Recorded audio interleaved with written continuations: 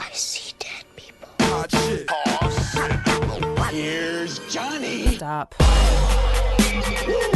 We have such sights to show you. Bring the motherfucking ruckus. Fuck you too. We got those Jingle bells. Bells. Oh, bells, we got bells. those Jingle bells. Oh, we got those Jingle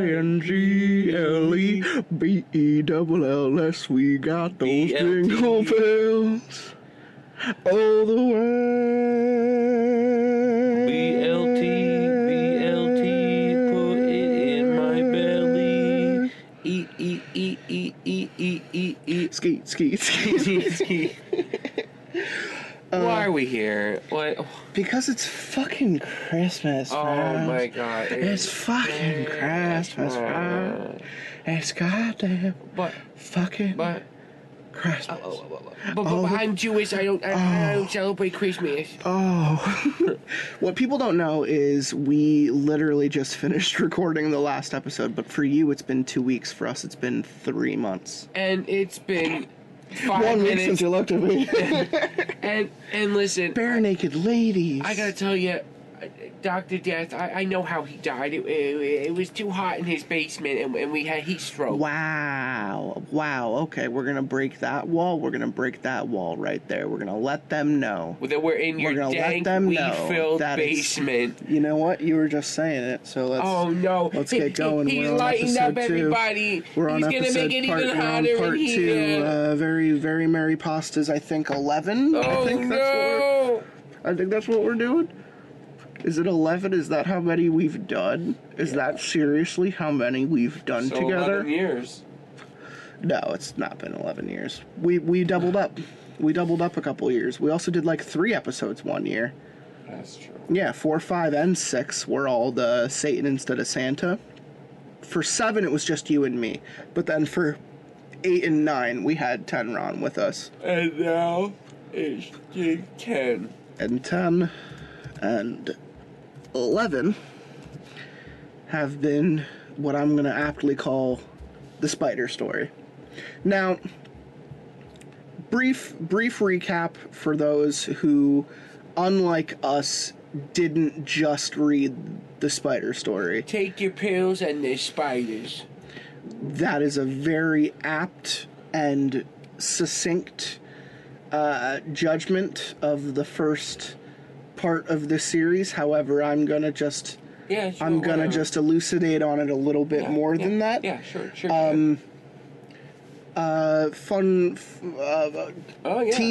Teen growing up says, every year my parents make us drink this specific tea that's medicated right on Christmas Eve so that we can go to sleep. You're wrong, it's pills.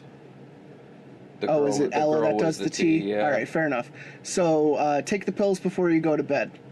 And, this kid says, on his 17th birthday, I'm surprised he actually got this far. Because I would have done it when I was like 12 or 13 or something. I would have said, fuck those pills. Because I don't even like taking pills. So now you're telling me to take pills? Nah, I'm not taking those fucking pills. I would have doubled up on them and taken a wild ride. You would have taken 4 pills. I would have taken, yeah. Yeah, you'd be dead. No. Eternal sleep, I'd never wake up. But they never get me. They're not gonna get me now.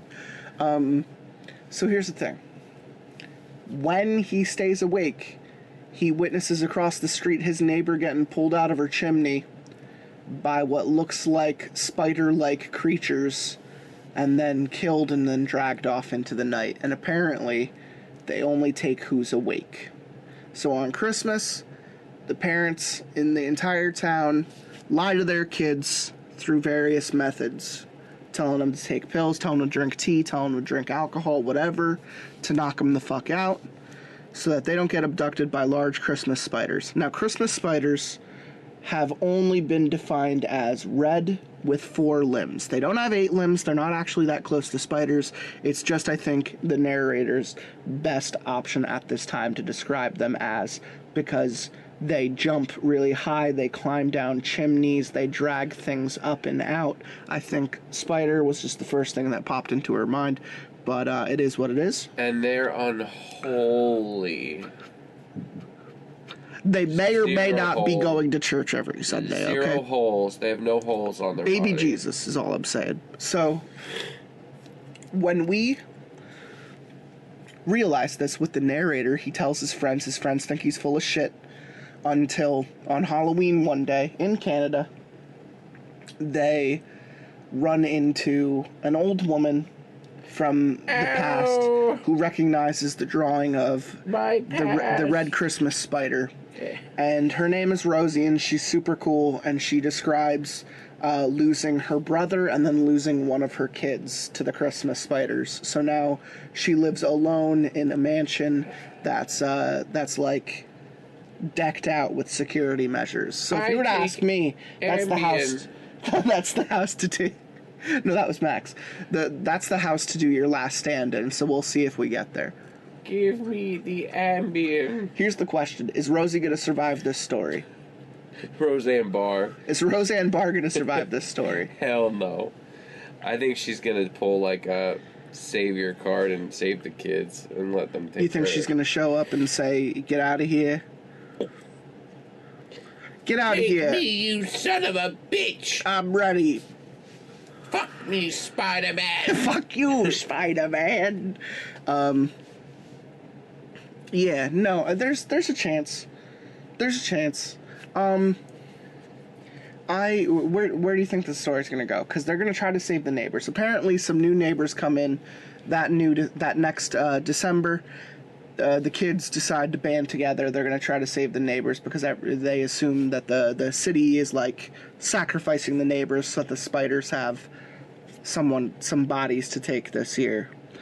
What do you think's gonna happen? I think. I'm here with Franz McBoohoo, by the way. Yeah. Where was my intro? Boop boop boop boop boop boop boop boop boop boop boop. Franz. Great. There you go. Welcome to Lotsa Pasta. This is episode. This is episode 270. We've been doing this way too long. We've been doing this too long. This is like the 7th year that we've been doing this. This is the 11th Christmas episode. Like what? Like what? The 11th Christmas episode that Frowns and I have done together? That's recorded on the internet? 11 too many. You and me both, pal. You and me both.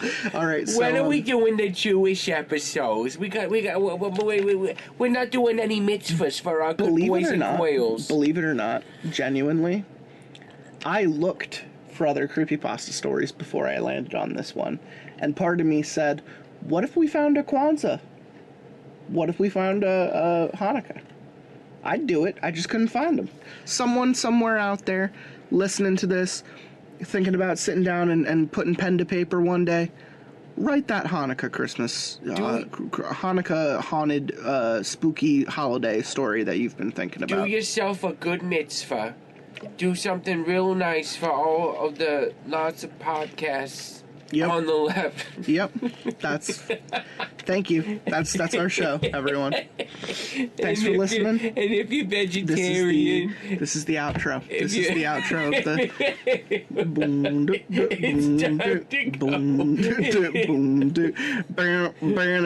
I'm trying to do the outro music. I can't think.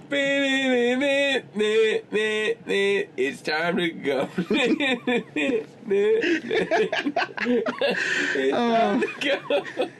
I don't know what you're doing. But yeah, make us a good Hanukkah, Jewish haunted story, Christmas, boohoo, holiday, spooky extravaganza, spooky fiction. Because I don't get to pull out my nice voice every now and then. And you mean like now? Yeah. So you mean like now and like this episode right now? I just like to use it sometimes. Okay. Oh, it's hot. All right, so we're gonna finish this one for you folks. We're gonna jump into this one pretty quick because we got carried away last time. Yeah, you know. He put me on a tangent about video games like he does, and it was fun. It was a fun catch up. But now it's Christmas. You open your presents. What did you get this year? Weed. You got yourself weed. Here, so do a little talk to them before I'm gonna change the song. I'm ready. All right. So this year, you woke up. You bounded down the steps. You found that nice box that you put under the tree yourself, because Santa's a lie, just like most things in life. And you open that box and you find some of that nice green Christmas crumble. You know what I'm saying? That Christmas Mary J. Blige, and she's looking nice.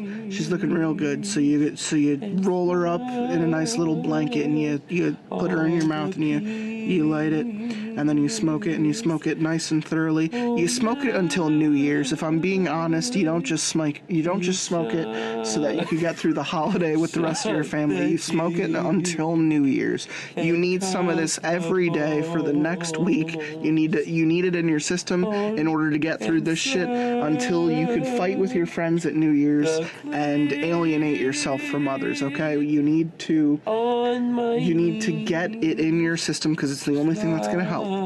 It's the only thing that's gonna help right now. Right. That's good. Damn, you puffing that shit. Oh my god, that thing is low, homie. I got a squeege. That's good. I got a squeege in there. I just don't know all these weed terms, a squeege. I'm just making stuff up, man. It's all just music. It's all just jazz, baby. It's all just jazz, baby. So listen, this is Lotsa Pasta episode 270, because what's better than 269? $1 million in a brand new car. Yeah, I can't help but agree with that. So this is episode 270. I'm here with Franz McBoohoo. We're going to finish the story that we started 2 weeks ago about Christmas spiders. And I didn't give you a pasta last time, but if you're vegetarian, I think you did, actually. I didn't. Like sarcastically. No, if you're vegetarian, it's Christmas cookie pasta. Okay. Every year on Christmas Eve, my parents drug us, and I found out why. That's a fun title. It doesn't grab me as much as Here Come the Christmas Spiders, but we're still gonna read that story. It is the same story. It's my own title for this story. I'm gonna let Frowns take it away. We are reading through Rosie's journal, where the last part had taken off. Please don't actually read this in her old voice, or we'll be here all night. But mostly, if you'll notice, this is in the past, so she is younger at this point, because the story does not take place in 1962. I got you, homie. You ready?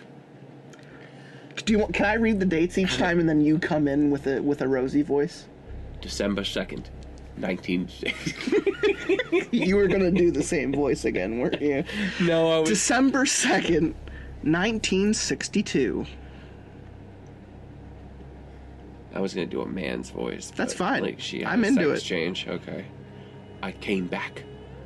I said I'd never come back, but here I am. Dad's sick.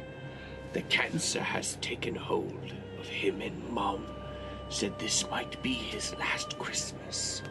So I came back. Louder. Is that not picking up? No, I'm just saying louder. Okay. And faster. Shut up. I'm being dramatic. So I came back. And he said Daddy's eyes just lit up when Mom told him I was coming home for Christmas. It feels so strange being back. I almost forgot how wonderful this place feels when you're here.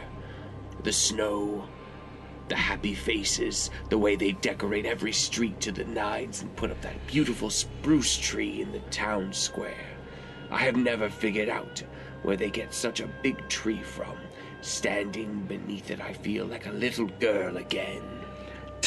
December 10th, 1962.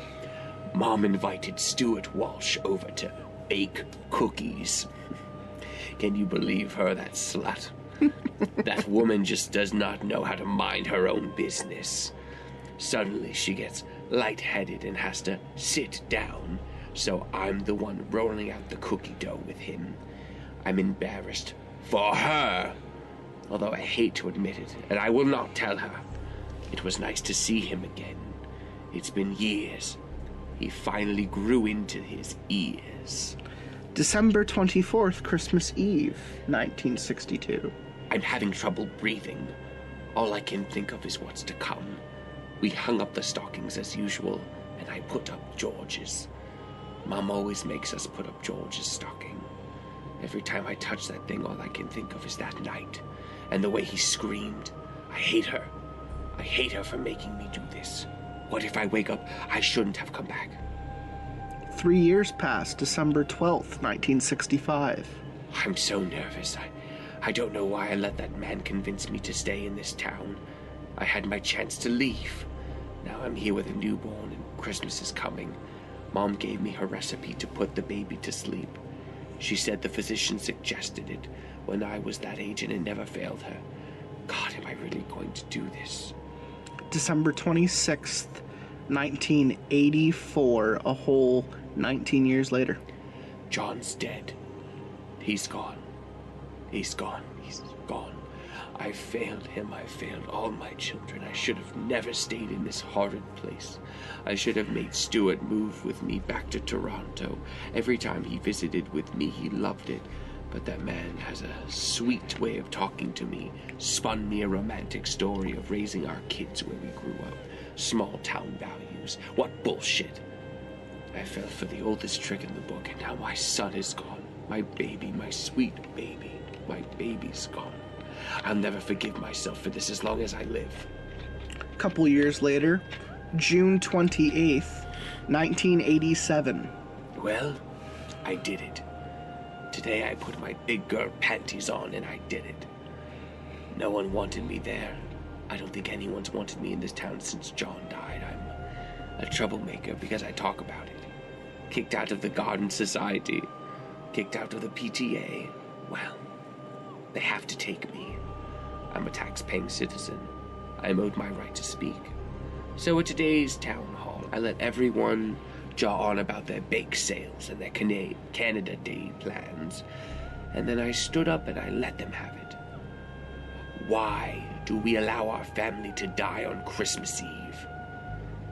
Diary, you should have seen the look on their faces. Stricken, the lot of them. I went down the line, listed the names of everyone in that room who had someone stolen on Christmas Eve, asked them how they liked their empty coffins. I even turned around and asked the mayor if he was willing to donate someone to the cause this year. After all, the town stands there and does nothing. The mayor's practically co-signing it. Oh, I was escorted out, but it was worth it. A couple years later, September 15th, 1990. Allison moved out today. She's starting a new life. After we dropped her off at the airport, we went straight to the hardware store. I wanted this done years ago, but Stuart wanted to wait until the kids were gone. So it didn't make them uncomfortable. Tonight he blocks up the chimney. Those soulless vultures will never step foot in this home again. December 25th, same year, 1990. It worked! Oh, the neighbors gave us the hairy eye when they saw Stuart hauling up cement to the roof, but he never stopped. If ever the town gossiped about us before, they did it double the time the moment we shut that hellhole up. Probably tripled when we barred the windows. Stuart's friend is a physician. We did it right, tested it for weeks, figured out just how much we needed to inject to go to sleep quickly and not meet God. Sounds crazy, but you need a backup plan. Then on Christmas Eve, we drew the curtains and waited, and once the sound started, I turned into a teenager again. I shook so bad the bed vibrated. Stuart had to hold me in place. We heard them on the roof crawling around like the vermin they are. Then they tried the chimney. Oh, they scratched around like cats in the dirt. Then they just moved on. Left. Later we heard the distant screams of someone not asleep. I don't know if we'll stay up every year, but I don't think I can handle hearing the poor souls as they take them. But I feel a sense of peace, knowing they won't come into my home ever again. 1 year later, January 18th, 1991. At this point, she has her sex change. We're pariahs now. Jesus. Well, still 30 years off. Mostly 30 me. years off. Stuart still has his friends. No one wants to talk to me. They blame me for influencing him. Stuart stands up for me. It's fine. Keep going. No one will say anything in front of him, but I hear it. Whispers, gossip. We're selfish. Hurting the town. I don't see how that makes sense, but okay. The town already took too much from me. They can suffer. I won't play this game anymore. There were a dozen more entries. I wrote out the ones that seemed to be the most interesting.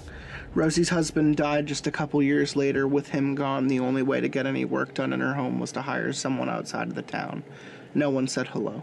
No one visited. There were no casseroles when she was sick.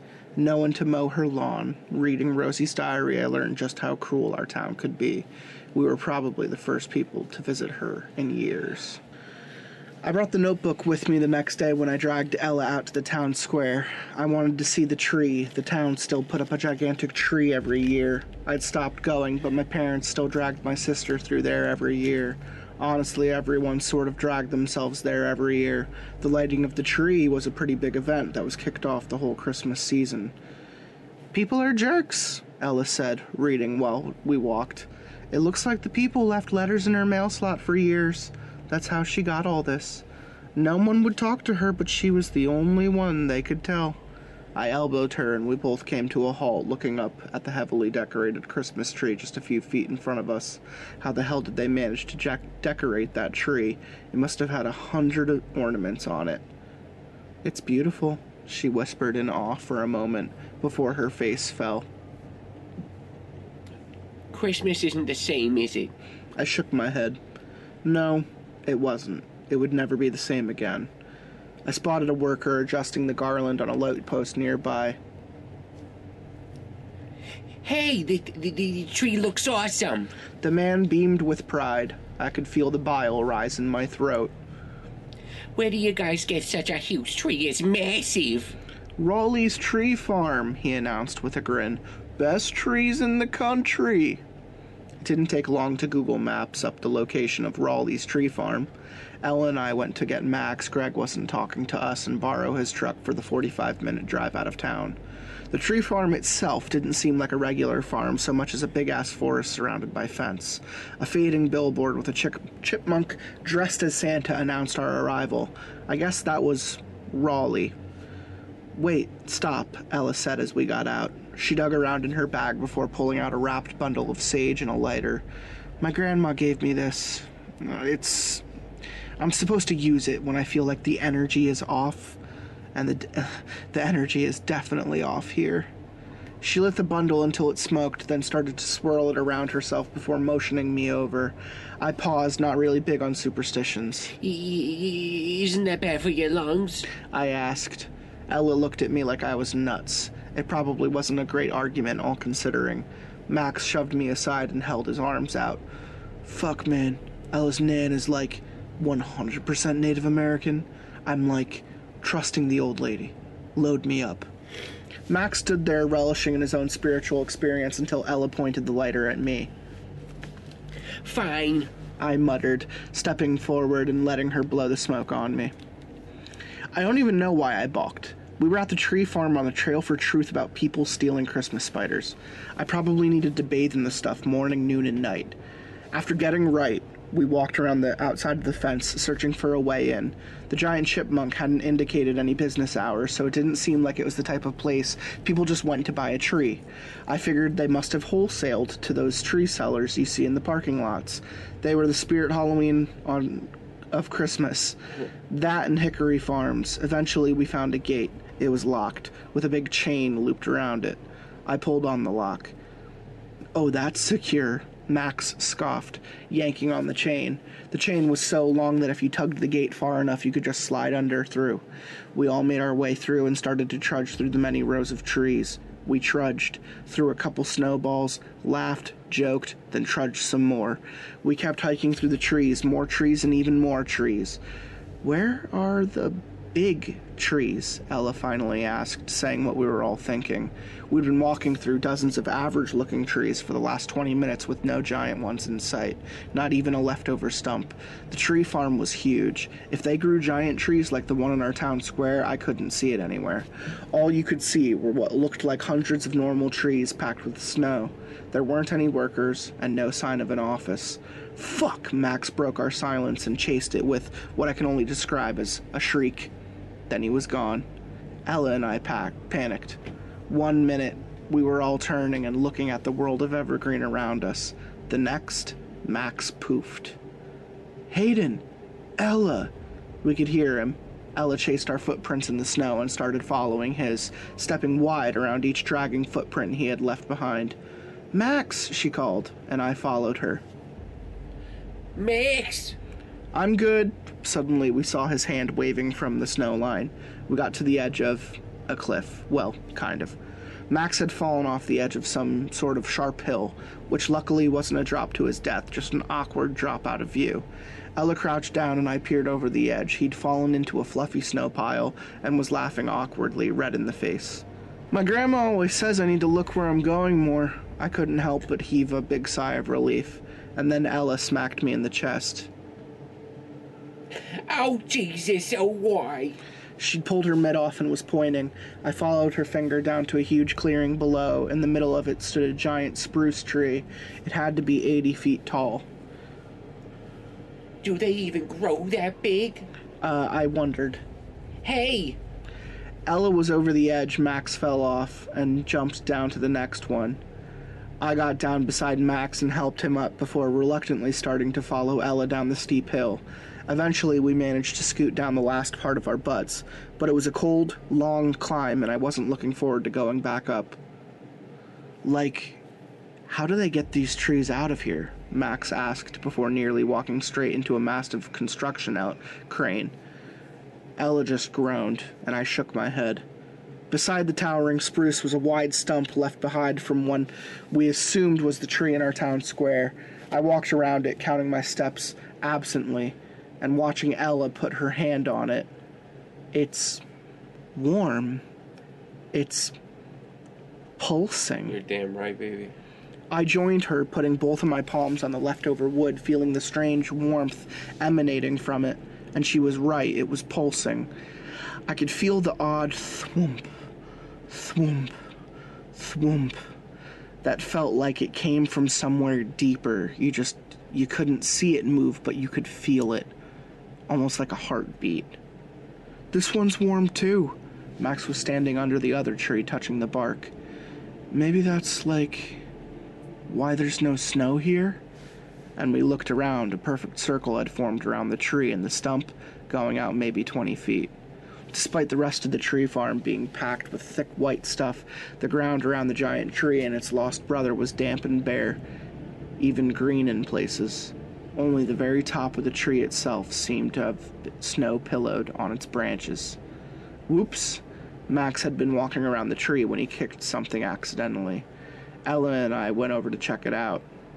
Tucked beneath the tree on one side was a pile of oranges? I crouched down and picked one up. These were oranges, nuts, pomegranates, candy? Guys, this is weird, right? Max held up an empty 4-liter jug of milk, and we all stared at it. Who leaves an empty jug of milk in a tree farm, of all places? "I think we should leave," Ella said suddenly. She found the lid to the milk jug a few steps away, and beside it was one of those bear-shaped squeeze bottles of honey. It was empty, and like the lid to the milk, the opening was in shreds. "I don't want to be here after dark, and we need to clean up." I never heard her sound so panicked before. I was confused, but I wasn't about to argue, and both Max and I helped her put the fruit and nuts back. We made the pile as neat as we could before we started climbing back up the hill. The climb absolutely sucked. Getting down had been easy. Getting back up was a nightmare. The snow was knee-deep in some places, and we never knew where the ground was really. It took 3 of us dragging each other across the snow for a full hour to climb back up the main tree farm. By the time we crossed that final ledge, I felt my own sense of panic growing. I turn around and see nothing behind us, but that didn't stop it from feeling like something was just waiting for one of us to fall. I don't think we even stopped to catch our breath until we got in the truck and were driving away. Back in town, we stopped at Joe's Place, a little diner with a clear view of the tree in the town square. Hey, welcome to Joe's Place. I'm Joe. Sit down. Forget about it. Hey, Hey, Peter. Peter. We ordered burgers and Peter. milkshakes. When Max got up to go to the bathroom, Ella pulled out Rosie's notebook. She flipped through until she found an empty page at the back, then pulled out a pen and started sketching. I watched her draw the billboard, the clearing, and the spot where the one tree stood and the one tree was missing. She drew the little pile of stuff Max had kicked over, making a diagram of every item, and then she drew something else. On the tree still standing. "What's that?" I asked, struggling to really eat my food. You didn't see that? She asked, and I shook my head while she frowned. That tree was full of spider webs. I didn't sleep that night. Every time I felt like I was going to drift off, I'd feel like my skin was crawling, like 100 little legs were brushing against me. It was all in my head, of course, and at some point I must have slept because I woke up with a jolt the next day. The idea that Greg told his parents about the whole drugged-on Christmas Eve thing had us all freaked out. The only good thing was that no one really likes Greg's parents. I mean, they're not bad people. They're just really, really religious. The fire and brimstone kind. And it always seeps into every conversation. That's annoying. Yeah, so while we were worried that they might start sharing with our parents, they never seemed to. After the tree farm, we waited until his parents were definitely at work to go knock on his door. If we were going to take this on, we needed all of us together. Thankfully, we'd been friends since elementary school. We knew Greg. Anytime he got upset, he needed a couple days to stew, and then he was cool. So we filled him in on the tree farm, and he was eager to join us in the town square. We wanted a closer look at the tree. He sounds like a little soup. He sounds like a little soup. You gotta give him a couple days, just to let him stew. I hate myself. So my parents were right? He asked, sounding as shocked as we were. Kind of, I admitted with a shrug. I think so anyways. I mean, can you explain how Miss Alps has a store called the Button Emporium for 20 years in this place? I couldn't. No one bought that many buttons in this town. I think I saw my mother go there once. I'd have guessed that she was selling buttons online, but Miss Alps didn't even seem to own a computer. Okay, but have you ever seen anyone doing anything shady like that? It feels like we should be seeing people in robes around a bonfire at midnight. You know, that kind of stuff. Real cult shit. We kinda do, though. Ella suggested as we came to the tree. What happens at the start of every December? Everyone comes out to worship the tree, I said, almost in a whisper. I thought about every Christmas I've been alive for. At the start of December, the town decorated the tree and everyone got together for a big light up. Hundreds of people gathered to clap for it. People sang carols, passed around snacks. New parents introduced their babies to the tree like the fucking Lion King. I don't see anything. Ella announced, sounding disappointed as she made her way around the tree. Max had been checking too and shook his head. None of us found any spider webs. It was disappointing in a way. Guys? Gray called, waving an arm at us. Guys? He was tapping the notebook, looking like he'd seen a ghost. Okay, you guys remember when I had my goth phase? Oh, we all remembered. Weren't you, like, really into Ozzy? You, like, carried a plastic bed around middle school? Was really weird for all of us. No. You, regular voice. Yeah. You, like, carried a plastic bed around? Middle school was really weird for all of us, I guess. Greg rolled his eyes and shoved Max away. Yeah, well, I was really into witchcraft and shit then, you know. I wanted to piss off my parents. I got all these books on the occult, right? I actually read them. All of them. Most of it was, really long and boring. Speed it up, man. Ella said, spinning her finger into the air, to which Greg shot her a dirty look. It's an action and a face that I give frowns every episode, Yeah, and he also gives me a fuck you look. And then I take that finger and shove it up my asshole. This stuff beneath the tree, this is 100% an offering. We all exchanged looks. An offering? To fairies? He hissed with his eyes as wide as saucers. I couldn't help but burst out laughing. Fairies now? Oh God, I was going to graduate school and get shipped straight to the loony bin. I might as well buy the jacket now. Just to be clear, like Tinkerbell bullshit? I asked, between chuckles. My little sister had dressed up as one for Halloween a couple of years ago. I thought it was cute. I couldn't imagine how any of it had anything to do with spiders, though. No, man. I mean, like, real fairies. Every country has their own stories, right? They call them the Fae. And they can be really fucked up. You know that pile of stuff, the milk and honey? That's classic. That's like the most basic shit you'd give. By now, people were staring at Greg's arm, waving, so we hustled away. Okay, so why would Rowley's be making offerings to fairies? I asked. To grow bigger trees? Nah, man. That would be a waste. Nature spirits and shit would take care of the trees. He's not wrong. Ella mumbled already on her phone. Milk and honey is old school. It's the first thing they suggest if you want to appease them or make a deal. We all stopped. A deal? I asked. What kind of deal? The kind that, like, runs a button shop. Max pointed at the store we'd ended up in front of. Even though it was cold out, I felt beads of sweat dripping down my back. The Button Emporium, my mother's flower shop. Ella's mom was a real estate agent in town that, frankly, didn't have a lot of buying and selling going on.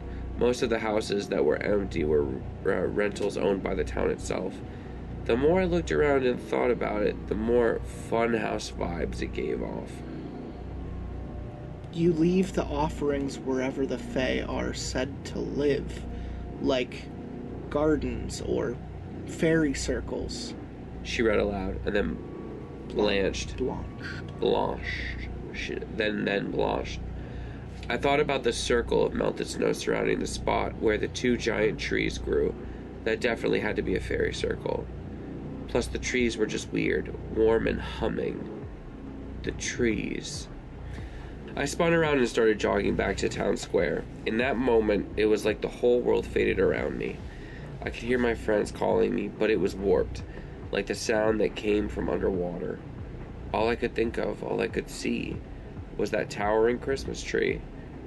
It glittered under the weight of hundreds of ornaments, garland, and tinsel.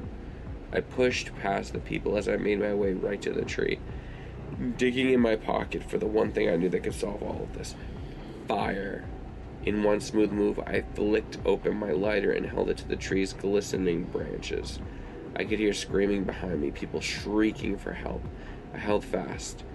Plunging the flame into the tree, I held out as long as I could before a security guard body slammed me to the ground. Yeah. It was embarrassing being picked up by my dad at the police station later that day. Even worse was listening to my dad and Ella's chief of police father having a heart-to-heart. Then I had to watch him shake his head sadly at me as he unlocked the holding cell. The drive home was pure suffering. Lectures about what it means to be a man. About how community is important, please. And about how I needed to set a good example for my sister. We got home and I heard everything again from my mother. Then I was sent to bed. I shut my door, put my headphones in. I didn't want to listen to them debate about what to do with me. I felt sick enough as it was. All I could think about was the tree. It didn't even get hot. It was like the flame just bent around it. My parents wouldn't take their eyes off me for days, and the closer it got to Christmas, the more freaked out I got. I didn't even have Rosie's notebook. Greg had been reading it when I went to burn down the tree. I had no phone. My dad blocked all social media off our router. All I could do was hang out with my sister and be festive. At least that's what they thought. I did on my computer. I was supposed to do some school project during winter break, but I spent the time doing more research. I used a VPN to email anything I found on my friends. All I remember doing during like winter break was like you had to like read a couple books, Something like that. Write a couple papers. You had to do that during the summer too. Like how shitty that the school was just like read a fucking book about nature while you're trying to enjoy your time on vacation. Yeah, and now and come back and I'll grade a paper about it, and it'll stand for 25% of your grade because that's teaching nowadays. no, nowadays is Nowadays it's even worse. Oh my god.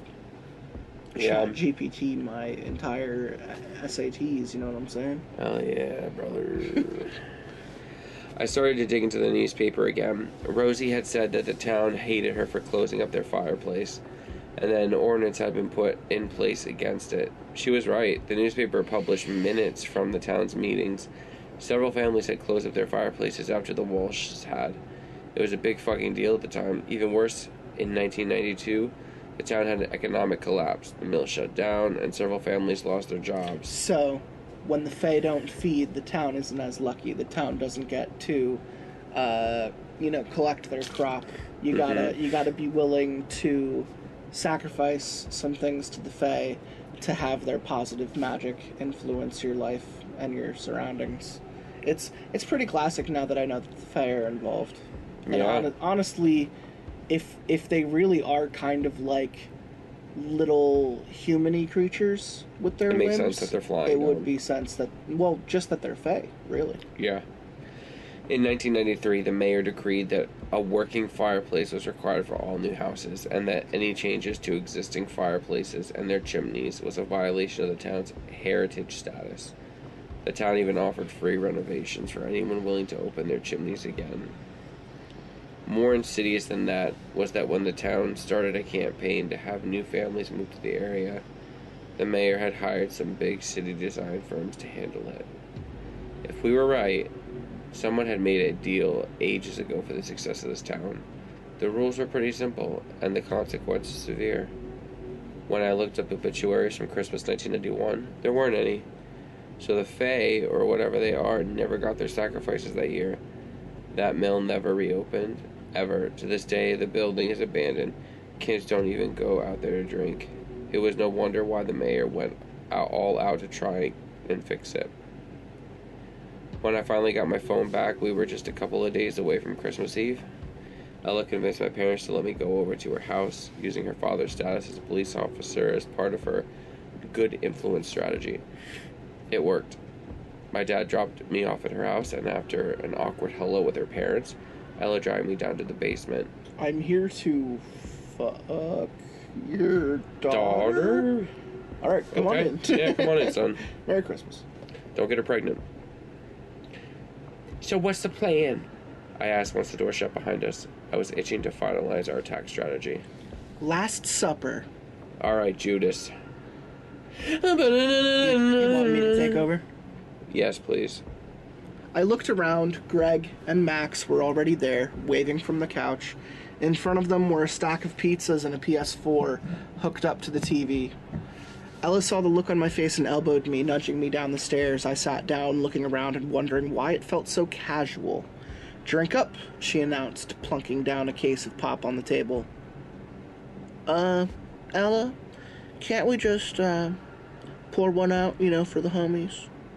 Greg asked, staring at the bottle of Coke. It was a glass bottle, and there were a lot of them. I said drink, she ordered, grabbing one and opening it. We all quickly followed her lead. After I got a slice of pizza in my hand, Greg opened up the notebook and spread out a map of the city. He pointed at the town square. A tiny drawing of the tree had been added in green marker. That tree? That's their totem, or something. We think it's connected to the other tree in the circle. It's like a gateway that lets the spiders come through. Ella sat there, chugging an entire bottle of Coke before wiping her mouth and grabbing a bucket of rags and tossing it into the middle of the table. The tree didn't burn, right? It's probably protected by some kind of magic. So we take out the spiders instead. They're like worker bees. They have to be weak once they're outside of the nest. We lure them in here. She tapped the map with some scissors before starting to cut the rags into strips. The Smith's house? I asked, realizing where they'd marked the next spot. It's empty. No one's rented it yet. I can get the keys off the realtor lockbox. Max is going to set up his sound system inside. Those things go by to see if anyone's awake, right? In nature, spiders use vibration to hunt. That's got to be how those things know who's awake. So we lure them in. We gas the house. We light it on fire. Boom, dead spiders. I sat back and ate, thinking about the possibility of it all working. I was thinking about what would happen to our little town, to the last time no one was taken when the mill was shut down. It destroyed lives. I'm not stupid. I listen when my dad watches the news. The world economy kind of sucks right now, and a lot of people would kill to be in our situation. We were basically dooming everyone in our town if we did this. If we do this, our lives are never gonna be the same. Our parents will all probably lose their jobs. I know, Ella said after a moment of silence. She sat back and looked around at the trophies that dotted the walls. I'm probably going to lose my scholarship. She had already been pre-accepted to a university on a sports scholarship that, frankly, she had never even applied to. My dad's radio repair shop wouldn't survive. Max was already planning to blow $1,000 on speakers. Max shrugged, opening another bottle of pop. But, it's not like it's ours, right? It's fake. It's always been fake. Greg nodded his agreement, looking equally solemn. We all felt the weight of what we were about to do. We tried to talk to the Millers. It didn't work. They called the cops on us. Something about hazing. But when we were there, we saw their kids. They're all, under 6. What if one of their kids is taken? Or the parents? And whoever's left has to look after 3 kids. Is my scholarship worth someone else's life? Ella shook her head. I thought about it. It's all just bribes. Everything we have is bribes, so we look away. I don't want to look away anymore. Whoever we're feeding needs to go hungry. I grabbed another bottle of pop and picked up a rag and some scissors. Ella was right. Rosie was right. I had been right. We had to do this.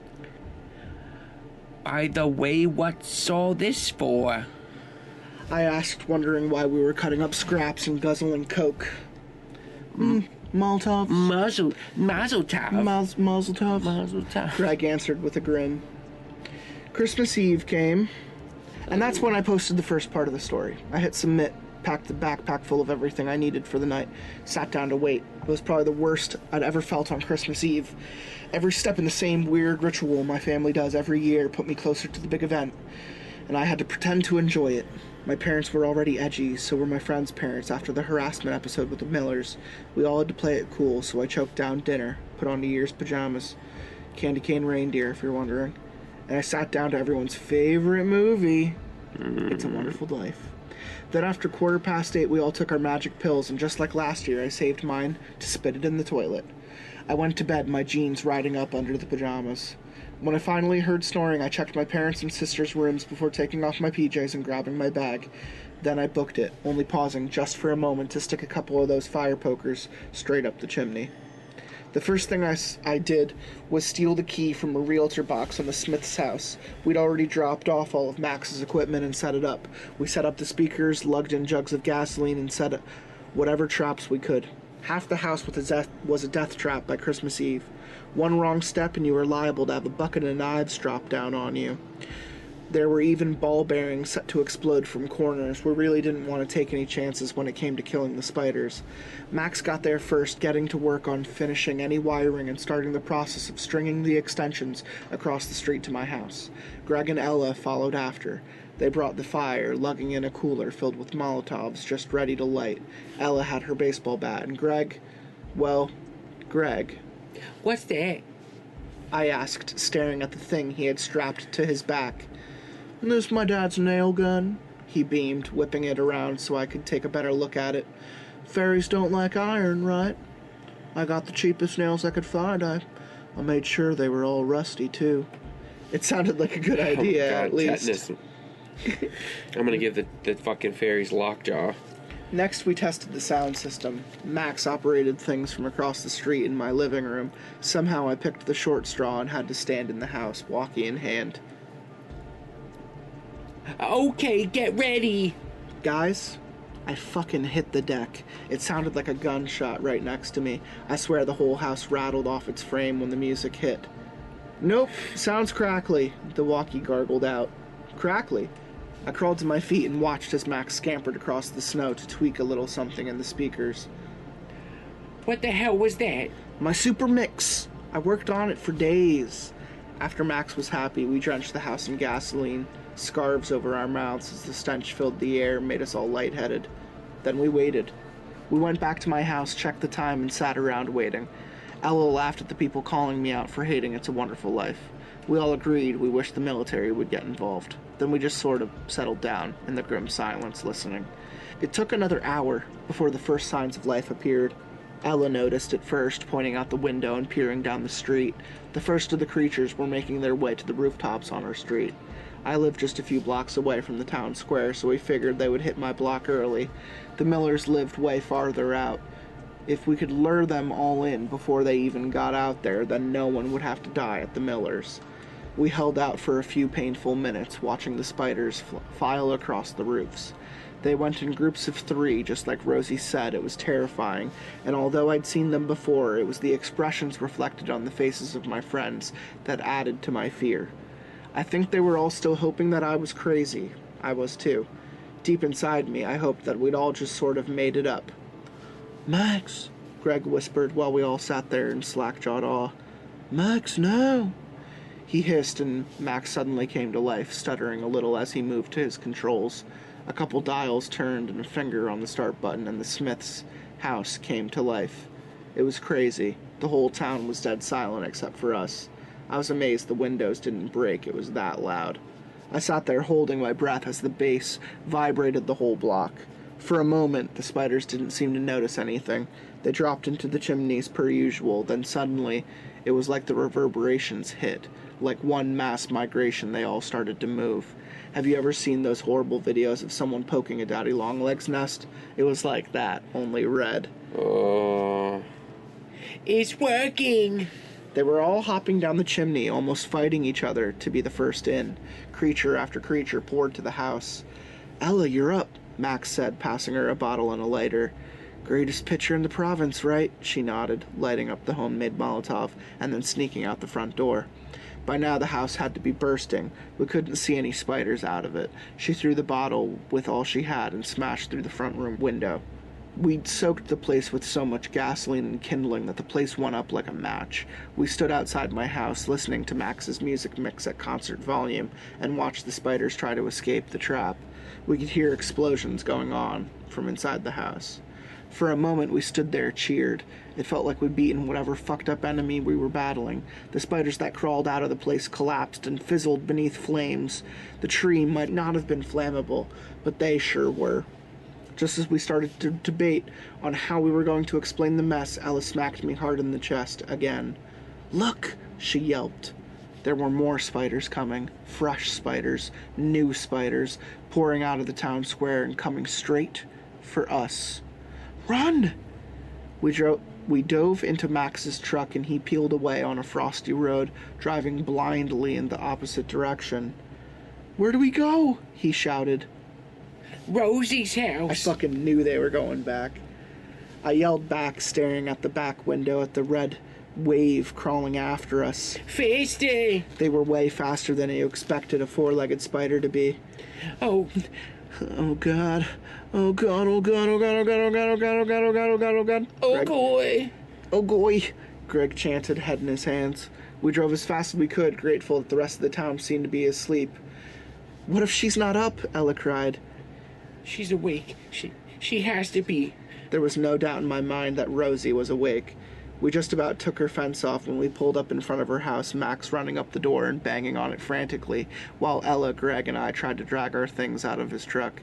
"Get the cooler," she shrieked, and we all started screaming and hollering for Rosie to let us in. It was like time stood still for a moment. An ocean of furious creatures were closing in on us from one side, and the only safe place we knew was closed just inches from our faces. Rosie! Jesus, someone look for a fake rock! Max was whipping apart her garden when the door finally opened and one Rosalie Walsh looked at us like we were dancing heads. What in God's name are you kids doing here? She cried, then stopped, peeked past us, and started hauling us inside. She slammed the door behind us, locking every lock and chain she had on the door, then bracing it. We got inside just in time. It was like a storm hit her house, the sound of a dozen spiders landing on it at once, sounding like an avalanche of hail. Idiots, you idiots, what did you do? She cried. We stood there, listening to what sounded like hundreds of angry reindeer on the roof. We thought we'd kill the spiders. Okay. Rosie wrapped her robe tighter around her body, staring at the ceiling. Triple, double DPs. Then she slowly looked at each of us. Max let out an awkward laugh and Greg just ran to the bathroom. The woman closed her eyes, shaking her head, as the sounds of scratching started in the chimney. Damn stupid fucking kids! She muttered. "Are we going to die?" asked Max. Only if you talk too much. She spat, going to a cabinet in the living room. I don't know if this house can withstand all of them. She opened the cabinet, revealing an armory of guns. You kids know how to shoot. Take a weapon, and you better start praying. I've never seen this before. Should have known, though, when you came bothering me. Well, now's as good a time as any to take a stand. She passed out guns, then went to her bedroom for a shotgun.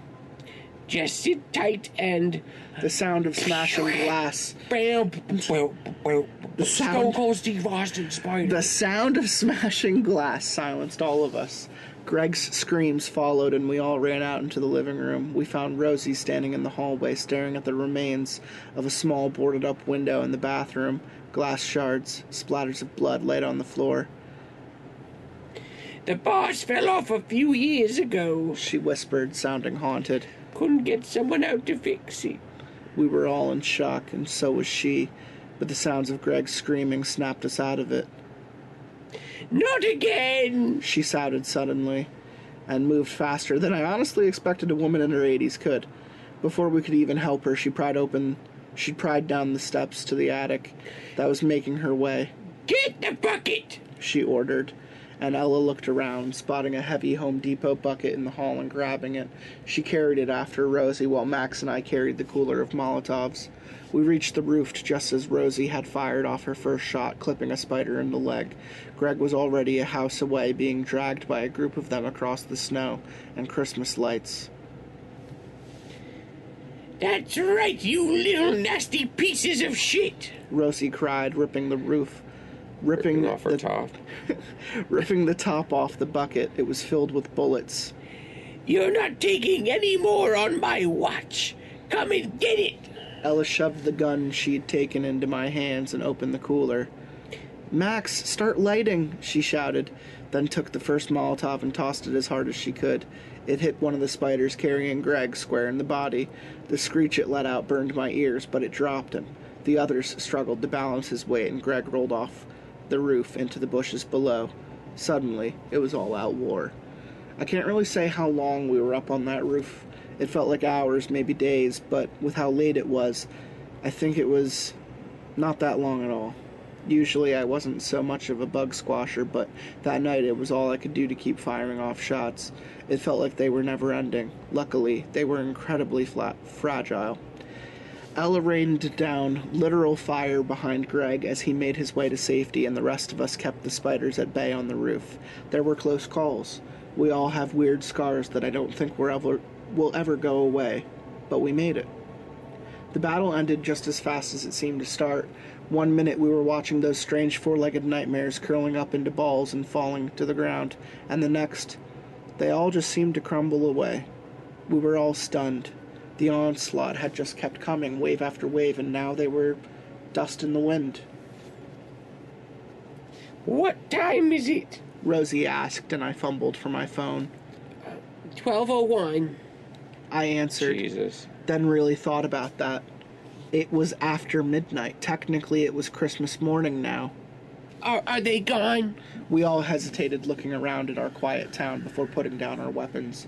Rosie just shook her head, suddenly looking drained, and stepped back into the attic, and for a moment I felt a burst of exhausted excitement bubble up inside of me. I could tell my friends felt it too. Max let out a small, soft woo and pumped his fist while Ella punched me in the arm. More like woof. We grabbed the last of our supplies and made our way down through Rosie's house, talking the whole way.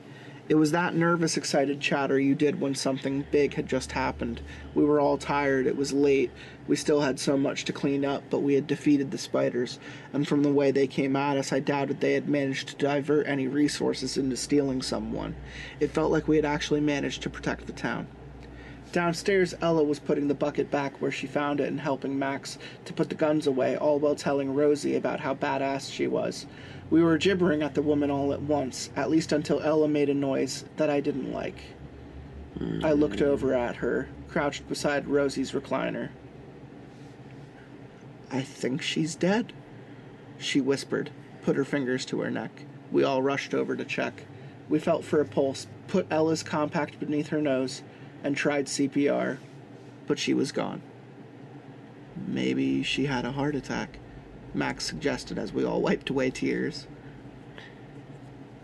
What do we do? I grabbed the Afghan off the back of her chair and wrapped it around her, and then I set her favorite gun in that magazine pouch just as the way she always had it. We cleaned up the glass and made sure the attic was locked, then we picked up her phone and dialed 911. No one would be coming anytime soon, but we had to hope that the call would be logged somewhere and it would happen. I made sure we grabbed Rosie's box of stuff before we left. Rosie had spent most of her life battling the nightmare that plagued our town. I didn't want all her efforts to disappear. We had inherited it now, after all. It might have been Christmas morning, but it was just so early that everyone but us was still asleep. And after the battle we just had, it was amazingly peaceful to just walk down the street knowing we had the whole place to ourselves. Of course, the first place we went was to see the tree in town square. I couldn't help but feel nervous walking up to it. We hadn't directly seen it, but we're pretty sure the spiders had come from the tree. So when we looked up and saw the formerly green tree had turned brown, we were elated. The tree looked like the crappy trees people threw out at the end of the season. Ornaments had started to fall off. Even as we stood there, a few baubles hit the ground and broke. We also noticed that we couldn't hear Max's music playing anymore and made our way back to my house. The one thing I'm thankful for is that it snowed incredibly heavy. We always have snow on Christmas, but the weather this year was crazy. With how overboard we went on the gasoline, we were lucky the weather was so bad that the massive fire at the Smith's house didn't spread. Instead, it was one big, black, smoky, smoldering mess when we returned. We cleaned up the cables still connected to my house, shoved Max's leftover equipment into his truck, and said goodbye. Max took Greg and Ella home, and I went upstairs to go to sleep. This year, I woke up on Christmas feeling happy.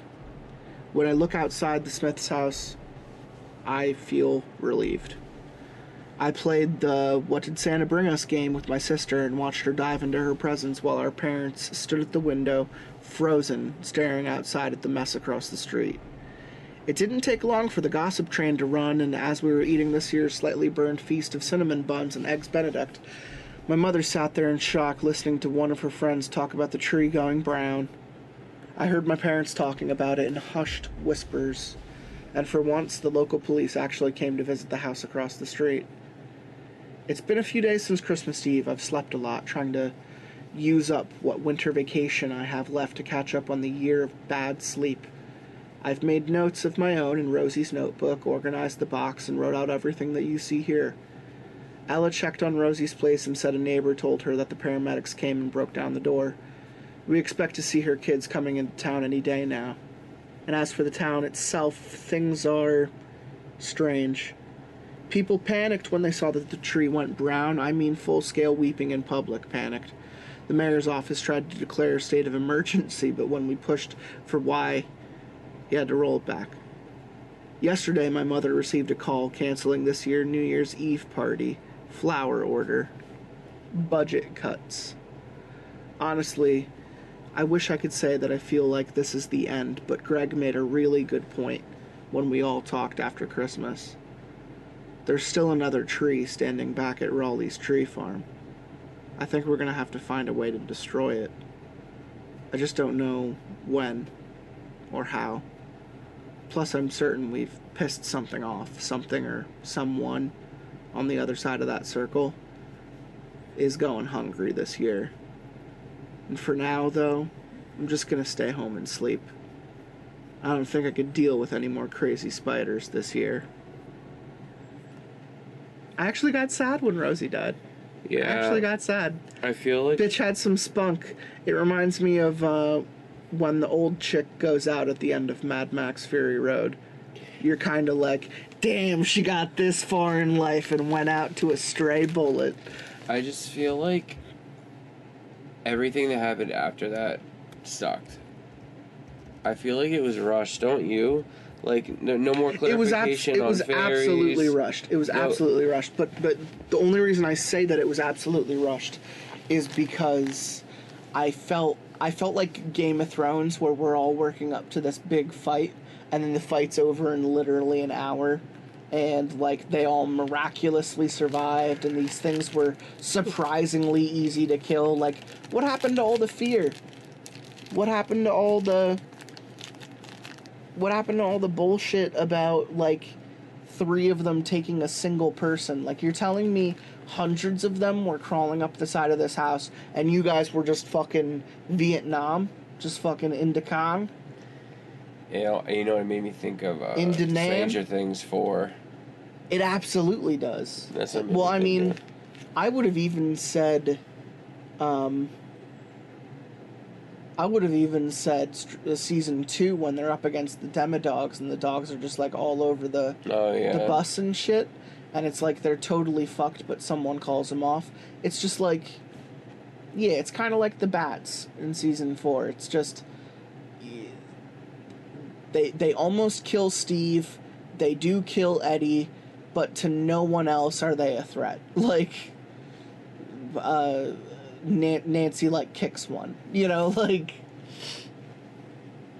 it's fine. It's fine. It has to have its kind of inexperienced author moments. Mm-hmm. Like, this is just a dude on no sleep after all. Like, I'm not drawing my line in the sand and judging the entire story on how it ended. I actually really like how it ended. I just think it was very succinct in how it ended. There was a lot of room for interpretation, a lot of more that it could have been said. I was glad that I was right about them going back to Rosie's house and her kind of getting a send-off. Yeah. I didn't think that was going to happen with how the page count was coming down. But then, like, we found ourselves at Rosie's house literally on, like, the last 3 pages, and I was like, yeah, this is happening. Yeah. But literally, like, fight ends, they go to sleep, no mention of Faye, no mention of nothing, like, you don't see, like, economic decline. The economic decline was implied. It was implied. Yeah, but budget cuts. They, like, fucked a lot of shit up. I mean, I think the decline isn't going to be felt in 12 hours. It's going to be felt over the entire next year.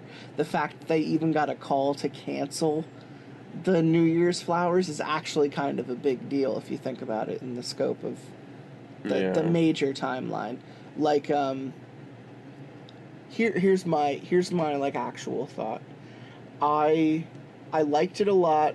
It still very much moves with the pace of, like, watching, I don't know, like Fright Night, where you're like, there's a vampire living next door, and everyone's like, you're a liar, and then you, like, prove it, and then the rest of the movie is just like, how do we kill this vampire, you know?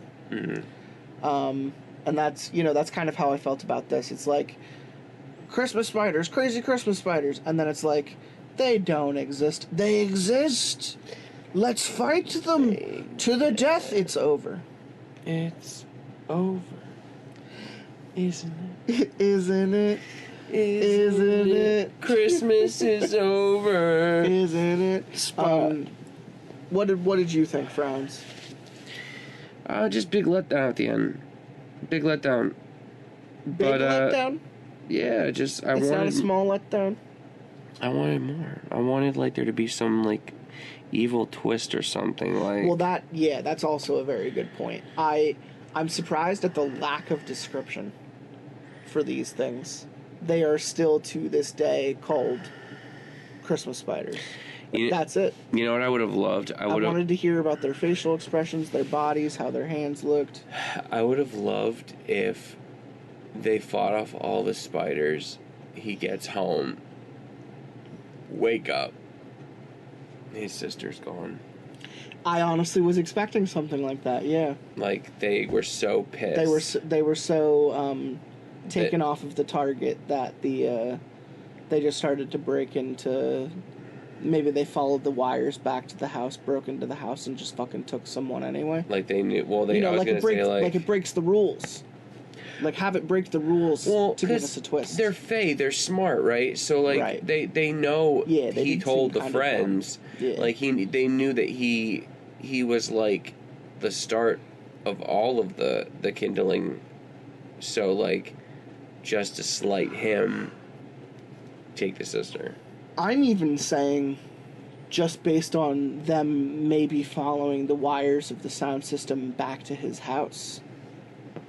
And then maybe they pry open the door or the window or whatever whatever was used to get the wires spread all the way over there, you know. You have them break in that way, and then you completely go topsy-turvy with it, you know. You just say someone in your family is missing, you know. Make it, like, really break the rules so that we're left with this kind of what the fuck just happened kind of ending. Yeah. It's not enough that just Rosie dies. Like, Rosie is kind of an expected casualty. She really is that legacy character that's one note, that's just there to play a purpose, just there to be, you know, plot, basically. So, like, that's fine. I'm into that. I'm all about that. But I really did expect at least, like, a little bit of the new house that moved in. Mm-hmm. They were all standing outside on Christmas Day looking really upset. I think our plan might have failed. You know, something like that. Like we had all hoped that the plan was going to go off without a single problem, and then we saw the new family as they looked solemnly at the brown tree without one of their youngest kids, you know. Yeah. That could have been a hell of an ending too. I don't hate how it ends. I'm not sitting here, you know, armchair critics saying I could have done better. We're just coming from a critical discussion standpoint where we're saying that the expectations previously left on us as the story was being told left us something wanting. It was still a good Christmas story. Yeah, still, yeah. For it to actually hit the vibes that I said when we got into it, I said it was kind of like The Mist, but with Christmas. And The Mist is all about opening a window to the, I think the word is like Ardash dimension, or Dash. Mm-hmm. The Dash, Ardash, is that the right word? I forget. The dark dimension of Stephen King's universe, so that all of the monsters from the void, you know, from beyond come seeping through, and then very quickly the window closes and they just go back through the mist and back to their home. Very similar to the Fae, I think. In essence, we get a similar experience. And guess what? What? In the mist, there are spiders. Remember? Yes. They shoot the acid silk. I do remember. And they take over the pharmacy. That store scene and they is put all the awful. eggs. They put all the eggs into the And that guy. military police. Yeah. Yeah. And unfortunately, we lose a cool character in that scene. But you know, you do your best to get through it. The Mist is cool. Highly huge shout out to any fans of Stephen King or Not anyone who necessarily the hasn't TV show. seen. No, the TV show sucks a But the lot movie. of dick and really sucks a lot of cock. But the movie, Frank Darabont, Walking Dead, Shawshank Redemption, very good director. Oh, I say Jiggle, my boss. Oh, I said Jiggle, my Balls. cock. oh, Oh, and then I stick it up in my nose, turn around and show you where my hole goes, and Jiggle in his balls. very good, Franz. I'm sorry, You did a good I'm job. hanging on by a thread. You did a good job there, Franz. Thanks. We made it all through the night. One holy night of Franz, he read a story, and now he's done, and he's gonna spread his cheeks. Fall on your knees, and please suck on these. My balls, Are dry. my balls. And then Oh, I'll the stick night in your eye. where Franz Make sucked balls. My Anyway. pee-pee. No, we're ending before we get to the big note. My pee-pee.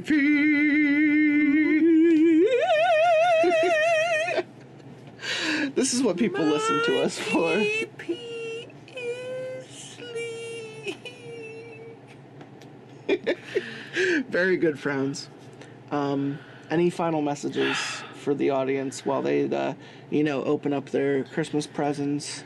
Setting down with their new Christmas. If you're really opening this on Christmas Day with your presents instead of spending time with Someone your out there family. is. Someone out there is. Hey, if I have to drive for Christmas, someone else out there has to drive for Christmas. And if they're driving, you know what they're listening to? They're listening to a Lotsa pasta. Or if you're vegetarian, Yep. Santa's sack pasta. Yeah, it sounds about right. Cheese filled. Frowns, take these people into the new year. Give them their new year Rezzies. resis. What's going on? Give them to them. Slam them down. Wait, what are my Give 'em- Rezzies? No, what are you telling the people? What are you telling them? All right. They're listening. Just like spend more time with the people you care about and be physically present. I think that's important. Because you never know when you might not see him again. When they might get snatched by an evil Christmas spider. By a Christmas spider. Yeah, man. Or I when- hope I go that way. And You're I just hope- thinking about and it I now. hope- You're just and like, I oh, hope- fuck. And I hope I'm there to see it happen.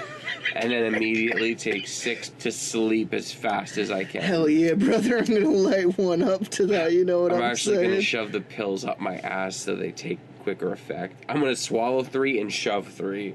And hopefully they meet in the middle. How'd he go down? The triple dog Denzel. Triple dog, Denzel. Triple spider, Denzel. 3 in the stink. 3 in the pink. R.I.P. Frowns. And meat sack getting slipped up the... Captain's no. meat sack. And the captain's meat sack being slipped up the chimney way. Daisy's just barking at it. Bad Dada Jade. Yeah, that dog is just barking. Bark, bark, bark, Bark, bark, bark, bark, bark, bark, bark. Take me up there. I want to be your reindeer. So here's my New Year's resolution. For Sure. everyone, okay? Yeah, I'm ready. Just be around the people you care about. Fuck you. You know, really be around them. Don't just sit near them. Definitely don't fall asleep like watching a movie right next to them and start snoring really loudly. Don't just call them bad words online. Actually mean it when you call them bad words. Actually say the bad words with feeling, with joie de vivre. And, you know, like I said earlier, alienate yourself from others. Give up on your dreams. This world is a lie, and life is what you make it. The American dream is dead. Good thing the story took place in Canada, right? Yeah, man. The Great White North. That holiday thing totally fucked with me, by the way. Why were they talking about fucking Halloween and Thanksgiving? Why wouldn't you lead with that? By the way, I'm in Canada, eh? Like, we could have had so much more fun with that. We didn't figure it out until literally part 2. We could have been doing, I'm here in Canada, eh? Oh, give me the maple syrup, please. Yeah. Get up my poop. You're really a one-note guy. I'm so tired. These are my favorite parts to get frowns on. I'm looking to meet a quota. We got to go at least like another minute or And so. I'm barely hanging on. It's so almost tired. 2 o'clock in the morning. I've made him do this for the last like 3 or 4 hours. We're going on hour 3. I'm old yeller. I'm foaming at the mouth. Take me out back, please. But at the same point, he asked me what he wanted to do tonight, and I took him to the restaurant he wanted to go to, and we had a nice dinner. And then he asked for ice cream afterwards, so we ended up getting back here a little bit later than I would have liked. And we started watching a movie like immediately when we got here. The movie was a little bit longer than I felt like it was going to be. So if I'm being honest, it is a little bit. It's a little bit later than I would like to think that I expected this happening on. So I'm sorry that I made you do this with me on fucking Christmas because you're my best friend, and I thought that we enjoyed doing this together, and you know, next time you're gonna be somewhere else. I'm gonna have to record with you online, and it's gonna suck. It's not gonna be nearly as good as being on the couch, doing the one and only, doing the thing we do that a couple people like. I could come here next year. And by a couple people like, I really do mean that our hits have been over 500,000. Our full life. Our full life hits, it's over 500,000. We need some monetization on that. Well, I'm getting money from it, but I also lose money from it because I still pay to put this out there. You're welcome, everyone, except for the Patreon subscribers. Thank you, Patreon subscribers. You need to do Here's a New Year's resolution. Bad Dragon. Sign up for my Patreon and give me your money before you kill yourself. Okay? Can't go into 2024 broke. Papa needs a new pair of jeans. Can we do Papa needs some more denim. Can we do a Levi's denim what's it called?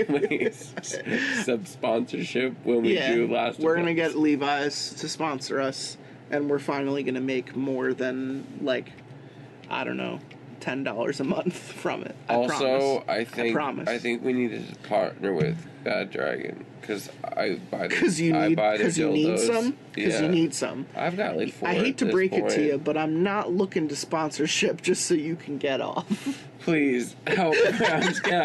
Listen. You know what's funny? I haven't plugged my OnlyFans in so long.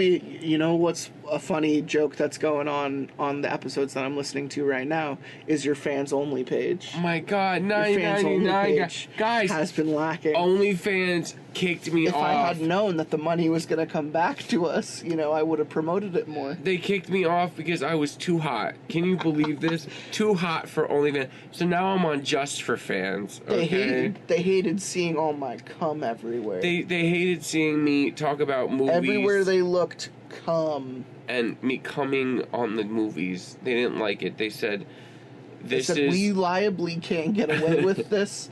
This is copyrighted. They were like, you were a part of the big 2023 Rotten Tomato scandal. And your reviews here... Your reviews of these movies before you come on them is just, frankly, it's too much. And we know you're getting paid a lot. And the amounts of your semen is, frankly, also too much. And I was like... Okay. I've never been... The look he gave didn't translate over, but it was very surprising. It was with utter shock and amazement. So, Just for Fans, I'm gonna become like, I'm gonna make it work, because listen, it's gonna be Just for Frowns. Oh. So I'm gonna do a hostile takeover. What about Frowns only? Oh. No, that makes it sound like only you are allowed to go there. Well, yeah. No, listen, everyone. Happy New Year's. Give us your money. $9.99. Sign up for subscribe. Frowns. Sign up for Frowns Only, the Frowns Only page. It's where you can watch him do come. There's one button on the screen and it says come. No matter what time you click it, a new video is going to come up, and it's going to be him picking a different movie from his collection and coming on it, even if he already did it. There's also a couple times a month I eat ice cream, but it's like really melty and it gets all over me. Yeah. And I'm like trying so hard to keep it from falling on me, but it spills anyway. Yeah. And then I just sit Dribbles there down your chin. I sit there Gets looking on your defeated. shirt. It's on my tits. Yeah. Because you're not wearing anything. Because it gets on my shirt, and then I'm like, I guess I gotta take my shirt off, and then a big scoop falls down on my boobies, and then I'm like, That's good. That's good. Merry Christmas, everyone. I hope you're enjoying this. I forgot what holiday this was. I hope you're listening to this with your family. I hope your wife is a partner. Is a wife whoever they are. I hope they're there. They're not judging you. They're judging them real hard. You gotta let that shit go. You gotta wait until at least New Year's before you're gonna judge me. New 2024 resolution. Yeah. Get judged. More? I'm the judge, jury, and executioner. I'm also the Joker, baby. and I also simultaneously... I'm the Joker, baby. am the Juggernaut, bitch. All of these are dated references. And I am also... God. I am an American woman. I'm high. Stay away from me. I'm high. Mama, let me be. Don't come Ain't gonna in suck no dick no no more. more. But you can still come in my back door. I'm high. I'm a big old whore. Spreading my shit all on the floor. God damn it. Yeah, goodbye. Hey, everyone. No, seriously. Seriously. I hope you had a nice 2023. Thank you for listening. Thank you for joining us. Thank you for getting this far. Frankly, I never thought I'd be here still doing the show after so many years, but we have so many people listening, so there's a reason to keep it going, I suppose. And have a great 2020 whore. We're gonna at least go till 300. I'm not taking a break this year. I'm taking the timing is just gonna keep going the way it's been going, which is meaning episodes are going to come out when I feel like it. There is no schedule. I find ways to make things work with certain people to schedule recordings at certain times. It's not all the time. I can't do it all the time. It happens when it happens. So I appreciate everyone rolling with that change, rolling with those punches. It's going to be more of that in 2024, but I'm not stopping the show. The show's going to keep going. We're going until at least 30 more episodes. Okay, we're gonna keep it rolling. 2024, we're coming for you. We're hot. We're hard. We're hard, heavy. And this show is a sentient being. If we are gone, it's still gonna go. AI chat, baby. It would die exactly. It would die in the ground on fire. Absolutely. We're gonna bury it all. No one else puts this much work into something this useless. Right. I also just want to end very, very quickly just by saying, please don't copyright me. Please stop copywriting me. What? Please stop copywriting me. Don't copyright me. I know we just sang a beautiful rendition of American Woman. I'm so sorry. By Lenny Kravitz. Yeah. Lenny Kravitz. Don't sue me, Lenny.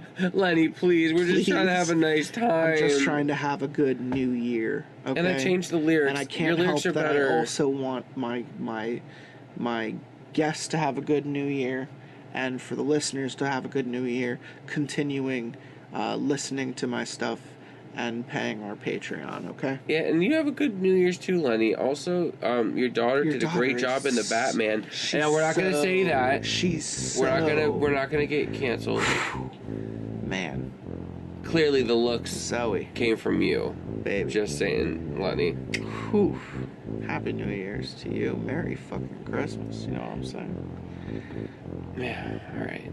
Can we is it over?